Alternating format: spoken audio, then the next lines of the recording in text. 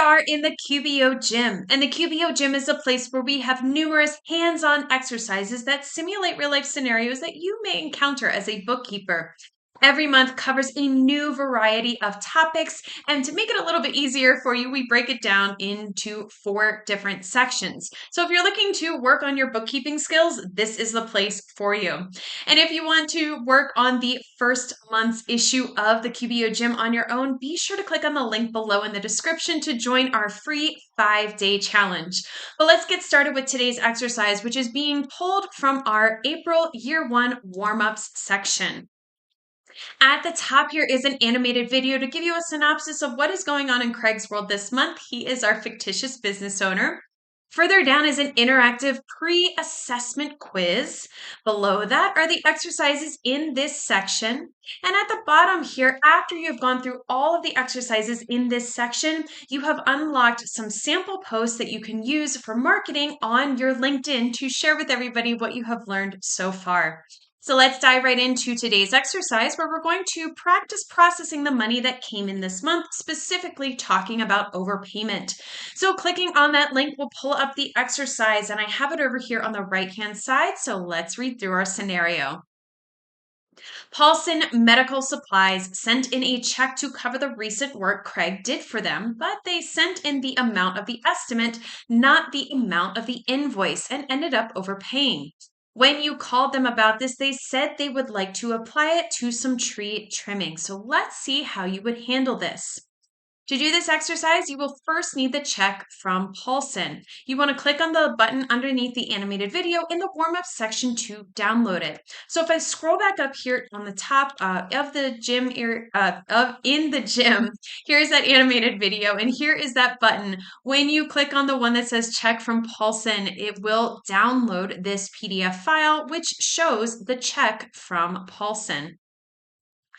So to do this exercise, you will need to be in the sample company. Now, if you're not sure how to get into the sample company or get your own free QBO account, be sure to click on the link below in the description.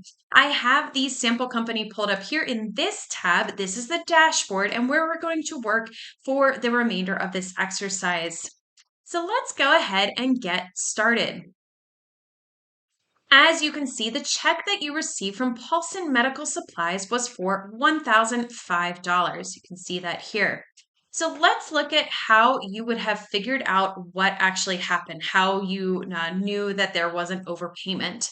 So when you receive the check, the first thing that you do is you begin a receive payment transaction. So let's go ahead and do that. We want to click on the plus new button and then click on receive payment. So here in the sample company, the plus new button is on the top left corner of the screen. And in this first column is receive payment. Go ahead and click on that.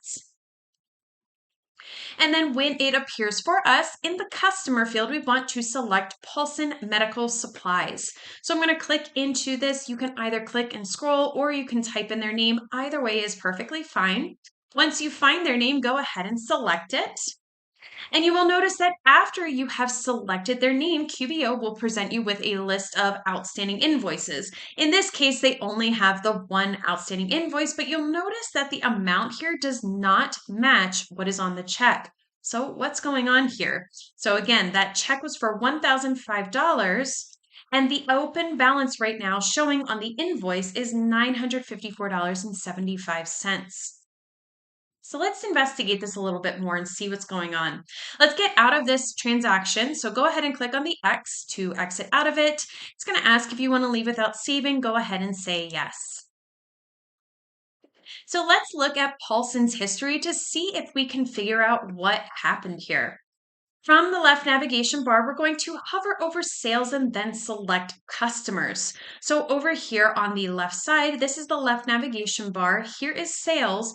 Hover over that, and then you're going to select customers. When you do, you will get the list of all the customers that Craig has. So we're going to scroll down until we find Paulson and then click on their name. So scroll down until you get to the P. There he is, and then go ahead and click on it. And now you will see their customer profile and information appear for you. If you get any pop-ups like this, they're just informational pop-ups that QBO is just trying to give you more information about this area. Go ahead and click out of it by clicking on the X. I'm also going to collapse this bar right here. You are welcome to do so. I'm just doing it so it's easier to see my screen since my sample company is a little bit shortened here. So if I scroll down here, you will see there are two different transactions here, and you can immediately see that the check amount for $1,005 is the amount of the estimate. This is the estimate right here for $1,005, and here is the invoice for $954.75. But why was the invoice so much less? So let's take a look at it. Go ahead and click on Invoice. And from this pop out here, we're going to click on Edit Invoice, and this will allow us to see all the details of the invoice itself. So at a first glance, it seems that the invoice matches the estimate and the check. You can see that right here, this subtotal says $1,005. But if you scroll down a little bit further, you will notice that a discount has been applied. You can see that right here, that discount percentage of 5% is showing for $50.25 is the discount, which is why the total is showing this $954.75. So you ask Craig about this, and he remembers that he offered them a military discount, which the previous bookkeeper applied to the invoice. This is what caused the mix up. This is why they had sent over the money, not realizing that there was this discount here. So when you called Paulson, they said that they wanted to apply the overpayment to some additional service. So let's see how we would do that. But the first thing that we need to do is we need to close out of the current invoice with some of the money from the check. So we are going to click on Receive Payment. And this is exactly what we did before, but this is a different way because we are actually in the invoice. So we can click on this Receive Payment button rather than closing out of this and clicking that plus new button like we did earlier in the exercise. So go ahead and click on Receive Payment. And you will see now it is checked off this invoice, and it is assuming that the payment amount is matching the open invoice balance. But we know that that's not the case. So in the amount received field, we're going to type 1,005 so that it is showing that this is how much they actually paid. So go ahead and delete what is currently there in that box, type 1,005. When you click out of it, you will see that it is showing right here, and you will notice that QBO is automatically applying a credit to account for the overage. So now we're just going to click on the down arrow next to Save and New and then select Save and Close. So the down arrow is right here. Go ahead and click on that and then go ahead and select Save and Close. And now that Receive Payment transaction has been saved. Paulson Medical Supplies said that they wanted to apply their credit to some tree trimming. You cannot apply a credit to a sales receipt, so you have to create an invoice for this, even if it is that you don't send it to them. So to create that invoice, we're going to click on the plus new button and then select Invoice. Again, that plus new button on the top left corner of the screen, click on that. Under Customers, select Invoice. Let's go ahead and fill this out. So in the customer field, we want to select Paulson Medical Supplies. So click into that. You can either start typing their name or you can scroll down to find them. Once you do, go ahead and select it. Then let's fill out the information for the trimming. So on the first line in the product service field, we want to select trimming. So click into this. Again, you can either start typing or you can scroll to find it.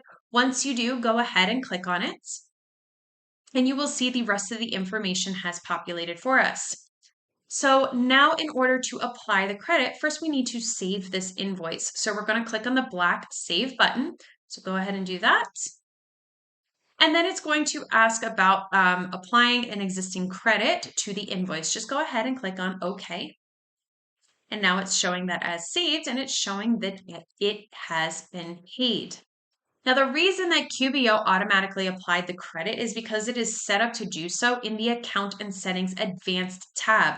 If this option were turned off, you would have had to apply the credit manually. So just know that that is an option in having this set up in the Accounts and Settings Advanced tab. All right, so QBO has applied $35 worth of the credit to the invoice, resulting in a balance of 0. There is still a credit left on the account. However, the total overpayment was more than this. You call Paulson again and they tell you it would be fine to just send them a check for that remaining overage. So let's go ahead and exit out of this invoice. We're going to click on the down arrow next to Save and Send and then select Save and Close. So the down arrow next to Save and Send, click on that and then select Save and Close. And now that has been done. And you can see that that $35 credit that we just used on that invoice is showing as paid because that credit was being applied. And there is still on this here, you can see a $15.25 credit remaining. And that's exactly what I just said here. You can see on the transaction list, there's still that credit that is in his account. Now, note that unless you collected the original payment using QuickBooks Payments, you cannot use QBO itself to refund the money. One option would be to use the money transfer service offered at Craig's Bank or a service such as Zelle or Venmo. You could also use Melio Bill Pay. So unless you're using QuickBooks Payments, you can't just send the money directly from here. You would have to use another method. That's what that was saying there. So in our case, Paulson had just said to send a check. And so we're just going to record this using an expense transaction. So to do this, we're going to click on the plus new button and then select expense. Now note that while QBO does have a refund receipt transaction, you cannot use this for an overpayment. Refund receipt is designed to be used when a customer needs to be refunded on the sale of a particular item on a sales receipt or invoice. So if we click on this plus new button up here again, here is that refund receipt that I'm talking about right here. That is for this particular situation, the overpayment. That is not the appropriate use of this particular transaction. It is only when a customer needs to be refunded on the sale of a particular item that was on a sales receipt or invoice, not an overpayment in general. So we're going to click on expense and note that even though this is in the vendor column here, you will still be able to select a customer. So go ahead and click on expense under vendors. And then in the payee field, we want to select Paulson Medical Supplies, but go ahead and click into it. You can either type or you can scroll down to find it.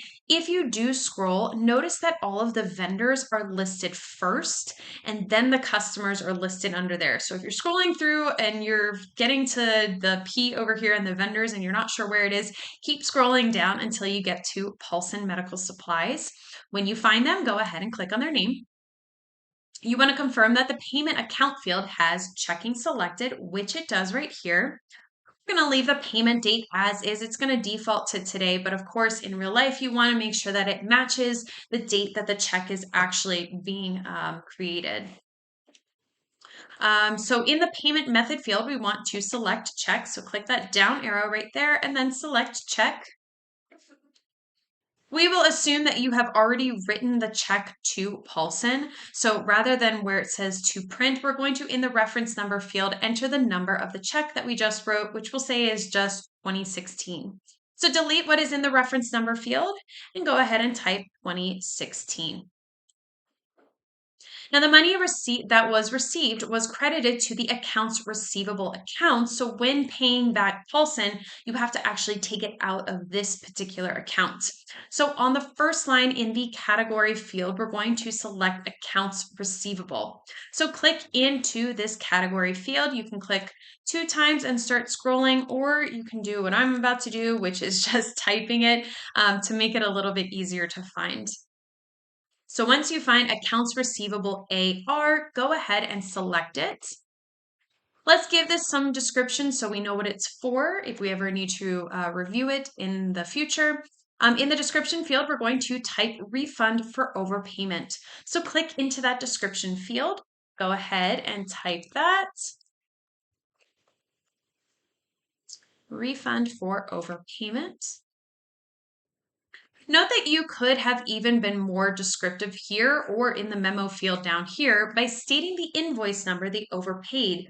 but it is further complicated by the credit that has already been applied. So it doesn't necessarily make total sense here, but in a real life scenario, you should definitely use your best judgment to leave a record that best describes the situation. You could even use the notes field in the customer record to do this. So if you go back to Paulson's, for this example, if you go back to Paulson's, you can go ahead and make some notes there if you needed to, or for this particular transaction, you could always enter some information in the memo field, which is internal. So if you ever need to go back and look at it, you can do it that way. In the amount field, we're going to type $15.25. So click into that amount field, type $15.25. You do not need to indicate the customer again since it is already selected in the payee field. So we don't need to put Paulson up here because they are already up here. So this is all saved and has helped correct it. So now we can go ahead and click on the save and close. And now that it's been saved correctly in here, now the check has already been written and it can be sent to Paulson. So here you will notice that the customer balance is now showing as 0. So everything is all squared away, and that is how you would deal with overpayments. Now, if you like this exercise and you want to do more like it, be sure to join our free 5-day challenge. All you need to do is just click on the link below in the description. We move through the warm-up section with our next exercise where we practice adding expenses. And I will see you in the next video.